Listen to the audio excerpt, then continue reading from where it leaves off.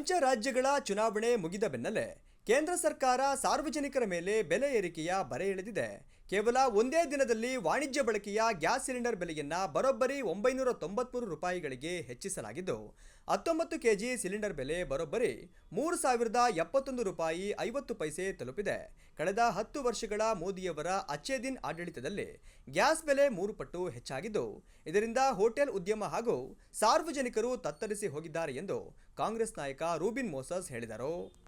ಇವತ್ತು ಇಡೀ ನಮ್ಮ ಭಾರತ ದೇಶನೇ ದಿವಾಳಿ ಆಗ್ತಾ ಇದೆ. ಏನು ಮೋದಿಯವರು ಅಚ್ಚೇ ದಿನ್ ಎಂಬುದಾಗಿ ಒಂದು ಅಧಿಕಾರಕ್ಕೆ ಬಂದರು, ಇವತ್ತು ದೇಶದಲ್ಲಿ ಆಗ್ತಾ ಇರ್ತಕ್ಕಂಥ ಎಲ್ಲ ಕಾರ್ಯಗಳನ್ನ ನೋಡಿದ್ರೆ ಅವರ ದೃಷ್ಟಿಯಲ್ಲಿ ಇದು ಅಚ್ಚೇ ದಿನ ಇರ್ಬೋದು. ಪ್ರತಿಯೊಬ್ಬ ಸಾಮಾನ್ಯ ಮನುಷ್ಯನೂ ಸಹ ಬದುಕುವುದು ಬಹಳ ಕಷ್ಟ ಆಗಿದೆ. ಇವತ್ತು ಇಡೀ ದೇಶದಲ್ಲಿ ಆ ಬಿಜೆಪಿಗಳ ಹಗರಣಗಳು, ಅನೇಕ ಅವರ ಒಂದು ಹಗರಣಗಳನ್ನು ನಾವು ನೋಡ್ತಾ ಇದ್ದೇವೆ. ಇದನ್ನು ಯಾರು ಖಂಡಿಸೋದು ಇಲ್ಲ, ಹೇಳೋದು ಇಲ್ಲ. ಆಮೇಲೆ ಅವ್ರು ಮಾಡಿದ್ದೇ ಸರಿ ಅನ್ನೋ ದೃಷ್ಟಿಯಲ್ಲಿ ಇವತ್ತು ದೇಶನ ನಡೆಸ್ತಾ ಇದ್ದಾರೆ.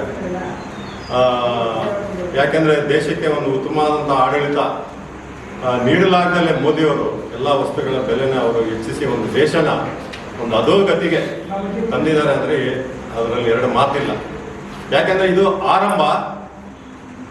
ಏನು ಆರಂಭ ಅಂತ ಹೇಳಿದ್ರೆ, ಇವತ್ತು ಈ ಬೆಲೆ ಏರಿಕೆಗಳ ಪಂಚರಾಜ್ಯಗಳ ಚುನಾವಣೆ ಆಗಿದ ಮಾರನೇ ದಿನನೇ 993 ರೂಪಾಯಿ ಕಮರ್ಷಿಯಲ್ ವಾಣಿಜ್ಯ ಸಿಲಿಂಡರ್ನ ಬೆಲೆಯನ್ನು ಹೆಚ್ಚಿಸ್ತಿರ್ತಕ್ಕಂಥದ್ದು. ಕಳೆದ ದಿನ 3 ರೂಪಾಯಿ ಡೀಸೆಲ್ ಮತ್ತು ಪೆಟ್ರೋಲಿಗೆ ಬೆಲೆ ಹೆಚ್ಚಿರೋಂಥದ್ದು.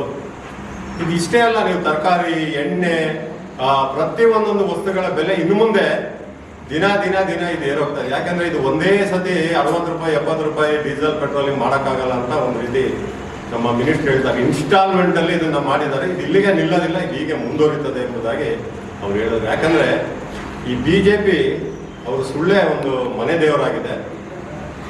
ಬಿಜೆಪಿ ಅಂದ್ರೆ ಸುಳ್ಳು. ದೇಶದಲ್ಲಿ ಸುಳ್ಳು ಹುಟ್ಟಿದೆ ಈ ಬಿಜೆಪಿ ವಾಟ್ಸಪ್ ಯೂನಿವರ್ಸಿಟಿನ ಅಂತೇಳಿ ಗೊತ್ತಾಗ್ತದೆ. ಯಾಕಂದ್ರೆ ಇತ್ತೀಚಿನ ದಿನಗಳಲ್ಲಿ ಪ್ರಧಾನಮಂತ್ರಿ ಮೋದಿ ಅವರು 1 ವರ್ಷಗಳ ಕಾಲ ಚಿನ್ನವನ್ನು ಖರೀದಿಸಬೇಡಿ ಅಂತ ಹೇಳಿದ್ರು. ಆಮೇಲಿಂದ ವೆಹಿಕಲ್ಗಳನ್ನ ಬಳಸಬೇಡಿ ಅಂತ ಹೇಳಿದ್ದಾರೆ. ವರ್ಕ್ ಫ್ರಮ್ ಹೋಮ್, ಮನೆಯಲ್ಲಿ ಕೆಲಸ ಮಾಡಿ ಅಂತ ಹೇಳಿದ್ದಾರೆ. ಇದು ಲಾಕ್ಡೌನ್ ಟೈಮಲ್ಲಿ ಏನಾಗಿತ್ತೋ ಅದಕ್ಕಿಂತ ಮನುಷ್ಯನ ಜೀವನ ಅಸ್ತವ್ಯಸ್ತ ಆಗ್ತದೆ. ದುಡಿಮೆ ಇಲ್ಲ, ಎಲ್ಲ ಬೆಲೆಗಳು ಗಗನಕ್ಕೆ ಏರ್ತಾ ಇದೆ. ಅದು ಅವ್ರು ಕೆಲಸ ಮಾಡೋ ಜಾಗದಲ್ಲಿ ಅವ್ರಿಗೆ ಏನಾದ್ರು ಸಂಬಳ ಜಾಸ್ತಿ ಕೊಡೋದಿಲ್ಲ. ಈ ರೀತಿಯಾದಂಥ ಪರಿಸ್ಥಿತಿ ಈಗ ಆಗಿರೋದ್ರಿಂದ ಅವ್ರು ಹೇಳಿರ್ತಕ್ಕಂಥ ಸಂಗತಿ ನಾವು ನೋಡ್ತಾ ಇದ್ದೇವೆ. ನೀವು ನೋಡಿರ್ಬೋದು ವಾಟ್ಸಪ್ಗಳಲ್ಲಿ, ಮೀಡಿಯಾಗಳಲ್ಲಿ. ಈ ದಿವಂಗತ ಇಂದಿರಾ ಗಾಂಧಿಯವರು 1967ರಲ್ಲಿ ಚಿನ್ನನ ಖರೀದಿಸಬೇಡ್ರಿ ಅಂತೇಳಿ ಅವ್ರು ಹೇಳಿದ್ರು ಅಂತ ಒಂದು ಫೇಕ್ ಆ ಹಿಂದೂ ಪತ್ರಿಕೆಯ ಮುಖಪುಟದ ಒಂದು ಶೀರ್ಷಿಕೆ ಅಡಿಯಲ್ಲಿ ನಾವು ನೋಡ್ತೇವೆ, ಚಿನ್ನನ ಖರೀದಿಸಬೇಡಿ ಅಂತ ಹೇಳಿದ್ರು ಅಂತೇಳಿ.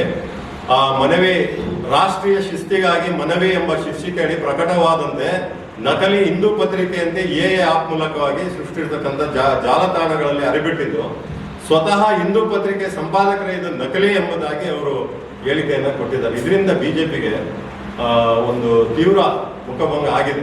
ಯಾಕಂದ್ರೆ ಅವರು ಜನಗಳನ್ನ ಮೋಸ, ಸುಳ್ಳು ಸುಳ್ಳು ಹೇಳಿ ಹೇಳಿ ಹೇಳಿ ಹೇಳಿ ಅವರು ಸತ್ಯ ಮಾಡುವಂಥದ್ದನ್ನು ನಾವು ನೋಡಿ. ಯಾಕಂದ್ರೆ ಹಿಂದೂ ಪತ್ರಿಕೆಯಲ್ಲಿ ನಕಲಿ ಪೋಸ್ಟ್ ಮಾಡಿರೋ ಬಿಜೆಪಿಯವರು ಸುಳ್ಳು ಹೇಳುವುದು ಇವರ ಸಂಸ್ಕೃತಿ ಆಗಿದೆ. ದೇಶದ ಜನರಿಗೆ ಸುಳ್ಳು ಹೇಳಿ ಹೇಳಿ ಬಿಜೆಪಿ ಅಂದ್ರೆ ಅವ್ರ ಪಕ್ಷ ಭಾರತೀಯ ಜೂಟ್ ಪಾರ್ಟಿ ಅಂತ, ಭಾರತೀಯ ಜೂಟ್ ಪಾರ್ಟಿ ಅಂತೇಳಿ ಅವ್ರ ಪಕ್ಷನೇ ಸುಳ್ಳು ಹೇಳಂತದ್ದು. ಸುಳ್ಳು ಹೇಳಿ ಹೇಳಿ ನಮ್ಮ ಜನಗಳನ್ನ, ಅಮಾಯಕ ಜನರನ್ನ ಅವರು ನಂಬಿಸುವಂಥದ್ದನ್ನ ನಾವಿವತ್ತು ದೇಶದಲ್ಲಿ ಕಾಣ್ತಾ ಇದ್ದೀವಿ. ಯಾಕಂದ್ರೆ ನಾನು ಆಗಲೇ ಹೇಳಿದಂಗೆ ಪಂಚರಾಜ್ಯ ಚುನಾವಣೆ ಆದ ತಕ್ಷಣನೇ 993 ರೂಪಾಯಿ ವಾಣಿಜ್ಯ ಇದಕ್ಕೆ ಚುನಾವಣೆ ಆಗೋದನ್ನೇ ಕಾಯ್ತಾ ಇದ್ರು. ಆ 19 ಕೆಜಿ ಸಿಲಿಂಡರ್ ಬೆಲೆ 30,071 ರೂಪಾಯಿ, 3,071 ರೂಪಾಯಿ 50 ಪೈಸೆಗೆ ಏರಿಸಿರೋಂಥ ಕೀರ್ತಿ ಅದು ಮೋದಿ ಅವರದಾಗಿರ್ತದೆ. ಕಳೆದ 10 ವರ್ಷಗಳಲ್ಲಿ ಅಚ್ಚೇ ದಿನ್ ರಾಜ ಅನ್ನೋ ಮೋದಿ ಗ್ಯಾಸ್ ಬೆಲೆನ 3 ಪಟ್ಟು ಏರಿಸಿದ್ದಾರೆ. ಇದರಿಂದ ಹೋಟೆಲ್ ಉದ್ಯಮಕ್ಕೆ ದೊಡ್ಡ ಪೆಟ್ಟು ಬಿದ್ದು, ಆ ಪೆಟ್ಟು ಈಗ ಯಾರ ಮೇಲೆ ಬಿದ್ದಿದೆ? ಸಾರ್ವಜನಿಕರ ಮೇಲೆ ಬಿದ್ದಿದೆ. ಯಾಕಂದ್ರೆ ಇನ್ನ ದಿನ ನೋಡಿ ಪ್ರತಿಯೊಂದೊಂದು ಬಸ್ಸಿನ ಚಾರ್ಜ್ ಇರ್ತದೆ, ಆಟೋ, ಟ್ಯಾಕ್ಸಿ, ಪ್ರತಿಯೊಂದು ಹೋಟೆಲ್ ಉದ್ಯಮಗಳಲ್ಲಿ ಎಲ್ಲ ಬೆಲೆ ಏರಿಕೆ ಆಗ್ತದೆ. ಈಗಾಗಲೇ ಅನೇಕ ಬೆಲೆ ಏರಿಕೆ ಆಗಿರುವಂಥದ್ದನ್ನು ನಾವು ನೋಡ್ತೇವೆ. ಯಾಕಂದ್ರೆ ಪುನಃ ಈಗ ನಾನು ಹೇಳ್ದಂಗೆ ₹3 ಪೆಟ್ರೋಲ್ ಬೆಲೆ ಏರಿಸಿದ್ದಾರೆ. ಇದರಿಂದ ಬಸ್ಸು, ಗೂಡ್ಸ್ ಗಾಡಿ, ಲಾರಿಗಳು, ಟ್ಯಾಕ್ಸಿ, ಆಟೋ ಸೇರಿದಂತೆ ಇಡೀ ಸಾರಿಗೆ ವ್ಯವಸ್ಥೆನೇ ಅಸ್ತವ್ಯಸ್ತೆ ಆಗ್ತಾ ಇದೆ. ಇದರಿಂದ ಬಸ್ಸಿನ ಟಿಕೆಟ್ ದರ, ಲಾರಿ ಟ್ರಾನ್ಸ್ಪೋರ್ಟೇಷನ್ ದರ, ಟ್ಯಾಕ್ಸಿ, ಗೂಡ್ಸ್ ಗಾಡಿ, ಆಟೋ ದರ ಏರಿಕೆಯಾಗಿ ಸಾರ್ವಜನಿಕರ ಮೇಲೆ ಇನ್ನೂ ಹೆಚ್ಚಿನ ಹೊರ ಬೀಳಲಿದೆ. ಈಗಾಗಲೇ ಖಾಸಗಿ ಬಸ್ಸಿನ ಮಾಲೀಕ ನಿನ್ನೆ ದಿನ ಹೇಳಿಕೆ ಕೊಡ್ತಾ ಇದ್ರು. ಈಗ ಬಸ್ಸಿಂದೆಲ್ಲ ಖಾಸಗಿ ಬಸ್ಸಿನ ದರನ ಅವ್ರು ಏರಿಸ್ತಾ ಇದ್ದಾರೆ. ಅವ್ರು ಹೇಳೋದು ಉಚಿತವಾಗಿ ಕೊಟ್ಟಿರೋದ್ರಿಂದಲೇ ನಮಗೆ ಫಸ್ಟು ಬಹಳ ಹೊಡೆತ ಬಿದ್ದಿತ್ತು.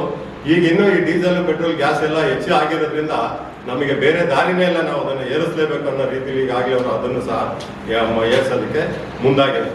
ಸುದ್ದಿಗೋಷ್ಠಿಯಲ್ಲಿ ಪ್ರಕಾಶ್ ರೈ, ಸಿಂಪ್ಸನ್, ಸಿಲೋಸ್ಟರ್, ಹಿರೇಮಗಳೂರು ರಾಮಚಂದ್ರ ಉಪಸ್ಥಿತರು.